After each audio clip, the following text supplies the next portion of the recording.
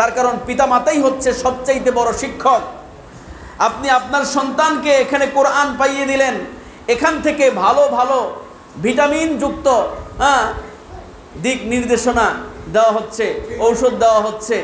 আপনি বাসায় যাওয়ার পর সেগুলো সব নষ্ট করে দিচ্ছেন।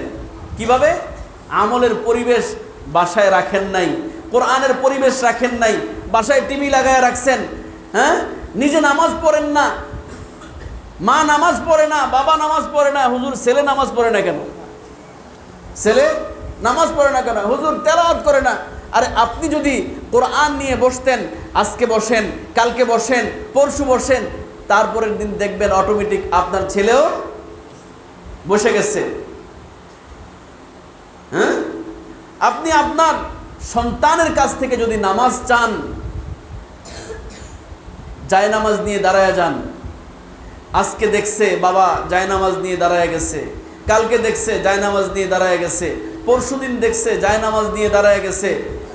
এরপর ছেলে বলবে, বাবা আমার জন্য একটা জায়নামাজ আইনেন, বাবা আমার জন্য একটা টুপি আইনেন। বুঝে আসছে না?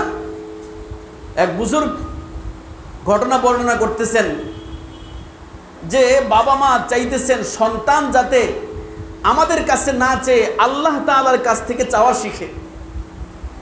এই জন্য স্বামী স্ত্রী দুইজন যুক্তি করছে যে সন্তান যদি আমাদের কাছে কিছু চায়, আমরা বলবো যে তুমি আল্লাহ তাআলার কাছে চাও, আল্লাহ তাআলাই তোমার সেটা ব্যবস্থা করে দিবে। তো দুইজন যুক্তি করে সন্তানকে সেটাই করাইতেছে। সন্তান আইসা মার কাছে বাবার কাছে চাইতেছে, আব্বা আমার আপেল দরকার। বাবা বলতেছে যে না, আমার কাছে তো আপেল নাই, তো তুমি আল্লাহ তাআলার কাছে চাও, আল্লাহ তাআলা তোমার আপেলের ব্যবস্থা করে দিবে। তাই নাকি? আল্লাহ তাআলা ব্যবস্থা করবে? হ্যাঁ। তো বাবাও মুনাজাত করে, মাও মুনাজাত করে, ছেলেও মুনাজাত করে। এখন মুনাজাত শেষ, তুমি অমুক জায়গাতে যায় হাত দাও, আপেল পেয়ে যাইবা। আগের থেকে বাবা মা যুক্তি করে ওই জায়গায় আপেল রেখে দিছে। ছেলে বিসমিল্লাহ বলে ওখানে হাত দেওয়ার সঙ্গে সঙ্গে আপেল পাইছে। মাশাআল্লাহ, ভালো তো। পরের দিন আইসা বলতেছে আমার তো আঙ্গুর চাই। আমাদের কাছে তো নাই, আল্লাহ তাআলার কাছে চাও। কার কাছে চাও? আল্লাহ তাআলার কাছে চাও। তা আবার এরকম ভাবে দোয়া করা হইতেছে, প্রতিদিন এরকম দোয়া করতেছে। এখন একদিন, 2 দিন, 3 দিন বারবার এটা করতে করতে ছেলের জেহেনের ভিতরে আসতেছে, তো বাবার কাছে চাই, বাবা দিতে পারে না, মার কাছে চাই, মাও দিতে পারে না। আল্লাহ তাআলার কাছে চাইতে দেরি আপেল দিয়া দেয়, আল্লাহ তাআলার কাছে চাইতে দেরি আঙ্গুর দিয়া দেয়। হ্যাঁ, যেটা চাই সেটাই দিয়ে দেয়, কোনোদিন নিষেধ করলো না। তাহলে বাবা মার কাছে আর চাওয়ার দরকার নাই, বাবা মার কাছে আর চাওয়ার দরকার নাই। একদিন ছেলে বাবা মার কাছে তো আগে চাইতো, না চাইয়া নিজে এরকম জায়নামাজ নিয়া বসে গেছে আর দোয়া করতেছে, আল্লাহ আমার তো এটা চাই, এটা চাই। বাবা মা কাজে ব্যস্ত, এদিক দিয়ে মুনাজাত শেষ করে ওই জায়গাতে যায় হাত দিছে। আগে তো বাবা মা ওই জায়গায় আপেল রেখে দিছে, আগে তো বাবা মা ওখানে অমুকটা চমকটা রেখে দিছে, বিভিন্ন জিনিস রেখে দিছে। আজকে তো বাবাও জানে না, মাও জানে না, ছেলে তো আগের থেকেই মুনাজাত দিয়ে ওখানে যায় উপস্থিত।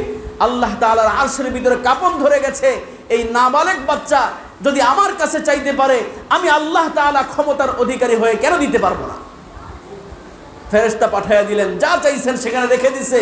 ছেলে ওখান থেকে নিয়ে খাইতেছে। এখন বাবা দেখে, আরে আশ্চর্য ব্যাপার, এত দামি জিনিস খাইতেছে, তুমি দিছো?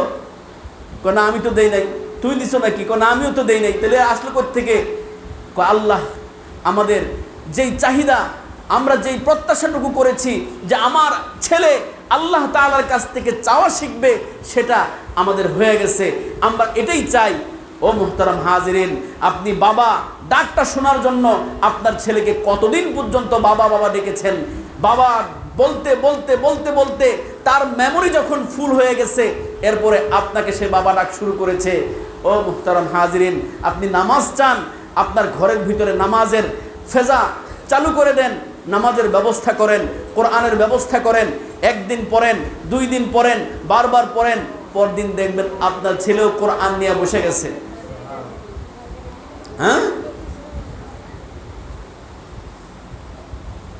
ঘরের ভিতরে কোরআনের ফেজা আসবে। শর্ত হচ্ছে আপনি নিজে নামাজি হয়ে যান। লম্বা চওড়া আলোচনার জন্য আজকে সময় না, একেবারে সংক্ষিপ্ত সময় নিয়ে এখানে আমরা বসেছি। আমরা সবক দিব, তারপরে আমরা এরকমভাবে দোয়া মোনাজাতের মাধ্যমে আজকের অনুষ্ঠানকে শেষ করে দিব। তো যেই কথাগুলো আমি বলতে চাচ্ছি যে আপনারা আপনাদের সন্তানগুলোকে, কলিজার টুকরা সন্তানদেরকে এখানে এনেছেন, তারা কোরআন পাবে, এর চাইতে বড় খুশির মুহূর্ত আর কোনো কিছু নাই। আমরা তাদের হাতে কোরআন তুলে দিয়ে দিয়েছি, কোরআন তুলে দিয়ে দিব। এই কোরআন তার হাতে আসছে, এখন এটাকে রক্ষা করার দায়িত্ব আপনার। বুঝা আসছে না? হ্যাঁ, এটা রক্ষা করার দায়িত্ব আপনার। আল্লাহ রাব্বুল আলামিন নূরকে কখনো অন্ধকারের ভিতরে ঢেলে দেন না।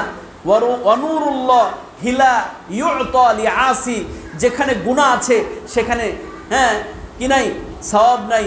যেখানে সওয়াব আছে সেখানে গুনাহ নাই। যেখানে আলো আছে সেখানে অন্ধকার নাই।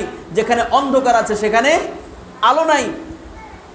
সুতরাং আপনি যদি চান আপনার সন্তানকে হাফেজে কোরআন বানাতে, আপনি যদি চান যে আপনার এই সন্তান আহমদ শফি হবে, জুনায়েদ বাবুনগরী হবে, মহিবুল্লাহ বাবুনগরী হবে, মামুনুল হক হবে, তাহলে আপনাকে এখন থেকেই প্রিপারেশন নিতে হবে যে হ্যাঁ, এখন থেকেই আমাকে পরিপূর্ণভাবে এই ছেলের পরিচর্যায় লেগে যেতে হবে। আমি নিজেও নামাজি, আমার ঘরওয়ালি তিনিও নামাজি, আমার সন্তান নামাজি। আমি মোবাইলে ভিতরে আছি, ঠিক আছে না?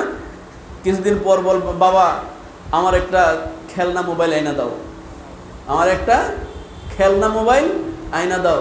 তারপরে বলবে যে না, আমার খেলনা মোবাইল চলবে না, এইবার আমার কি যেন বলে, একবারে আসলটাই দিতে হবে। ঠিক না বে ঠিক? আপনি চুল কাটিং দিলেন ইংলিশ